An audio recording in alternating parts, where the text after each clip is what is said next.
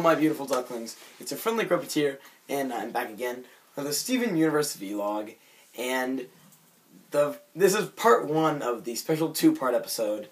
And before you ask, no, I have not seen the special 2-part episode. I want all of my theories and everything, or all of my, assumptions to be supported by the next episode, which I have not seen yet. So this is, if you couldn't tell by literally what I just said, I haven't seen the episode yet, so this is just my talk about the first of the 2-part episode, which is The Return. And in this episode, Steven notices a giant master hand in the sky, and it's pointing down. I thought, that scene in the Subspace Emissary in Super Smash Bros., where, Master Hand comes down from Taboo and he's like, "You!" That's what it looked like. To me at least, I'm nerded like that. Anyway, so that happens, and obviously it is the gems, presumably Peridot's, which we do find out it is Peridot's ship. So in a effort to save Steven and the entire town is evacuated with the help of Mayor Dewey. And Steven and Greg are told to evacuate with them, leaving only the gems to fight off the giant hand.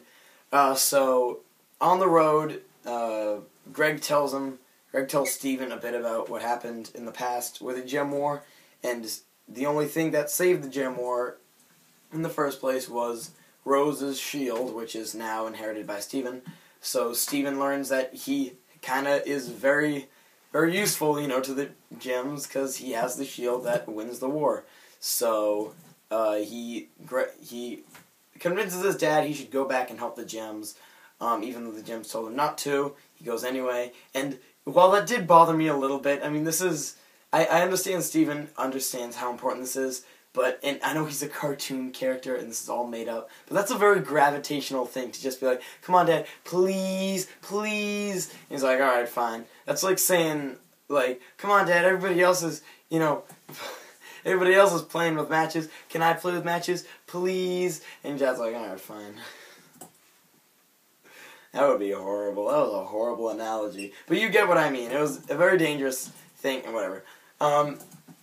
So Steven goes back to help the gems, and he sees Opal. Opal returns, still as creepy as ever, but Opal's back. And they're trying to destroy the Master Hand, but all their tactics didn't work. Opal's, her crossbow, the laser light cannons, okay, that's all they used, but we can presume they used a lot of tactics. So the hand starts plummeting towards the Earth, and it gets down on the ground, and out comes the Man from Mars. That was a Blondie reference, Blondie. They can make a reference to the Buggles, but I can't make a reference to Blondie. That's probably an even better known song than the Buggles. Alright, whatever. So anyway, out comes Lapis Luigi, out comes Peridot, and a new gem who we've never seen before. And yes, I'm sorry, I have no idea what his name is. I have no idea what his name is. I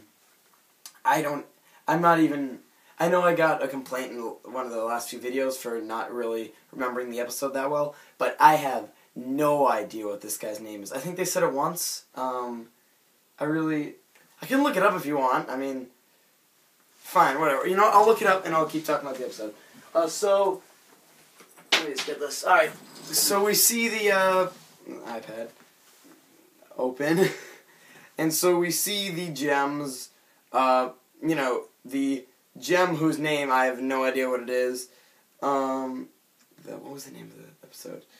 The Return. So we see the gem whose name I have forgotten, see how, come and see what the big threat that made him come to Earth was, and when he learns that it was the gems, the Earth crystal gems, he recalls the original battle they had, and how, here it is, Jasper is his name. I thought it was Terry. It is not, it is Jasper. So anyway, before I go on, Jasper's design is really cool, but his voice is really weird. Is he a boy or is he a girl? Because he's obviously voiced by a girl, but he looks like a boy. I don't really know what it is. So anyway, Jasper comes and he's like, yeah, they're no big threat. So he tries to destroy them with the giant pointer finger, and when that doesn't work because Steven uses his shield to protect all the gems, Jasper is shocked to see that this is what happened to Rose Gem. Rose Gem. What happened to Rose Quartz, and so keeps on trying to shoot him, but Steven uses his bubble again, and then Garnet. This was the part that got me.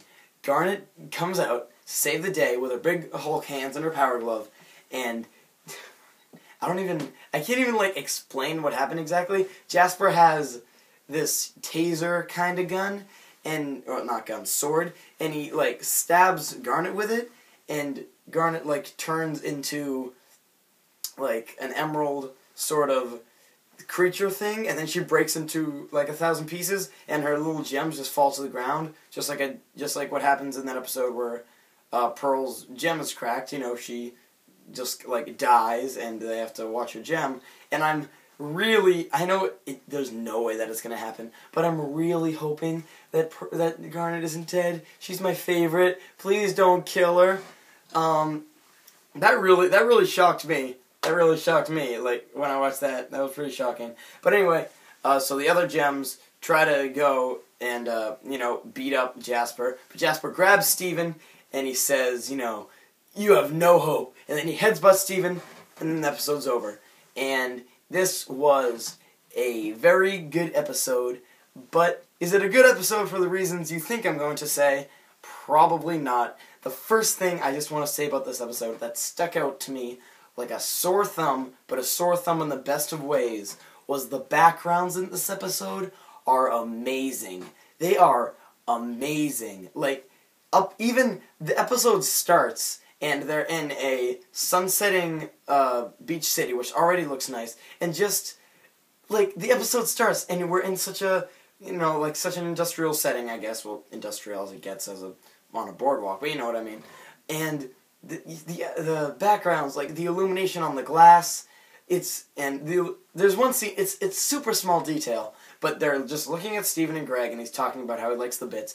And on the left, there's a little ketchup thing, there's a little salt and pepper shaker, and they're just illuminated. There's so much detail in the backgrounds, and they're in the traditional kind of overlapping watercolor, pixelated style, and it stands out so much in the best of ways. I mean, inside of Greg's car looks amazing.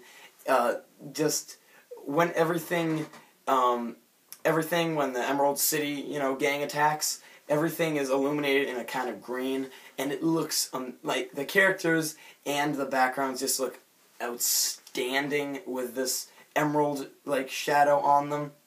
And another thing that kind of stood out for me is the character animations, especially on Greg in the scene where in the scene where they're in the car and he's driving and he's talking about the gems. The character animations on him and the character animations when all the gems are really depressed and don't want to talk to Steven about what's going to happen are just really fluent. You can tell there was a lot of work that went into this episode, and it really paid off because this is a good episode. As confusing as Jasper's voice contradicting to Jasper himself may be, it's really good. However, standalone, it's not amazing. I mean, obviously, it's great because you have the gems returned to Earth, but it's obviously build up for something bigger. And what is that bigger thing? I don't know. Join us next vlog. But besides that, great episode. More of a build-up episode. More good as a build-up episode than a standalone episode. But overall, really good episode, and I can't wait to see Jailbreak, the next vlog. So thank you for watching, and tune back in probably right after, because why would you watch one vlog instead of another? I don't know. Probably not to see, I don't know.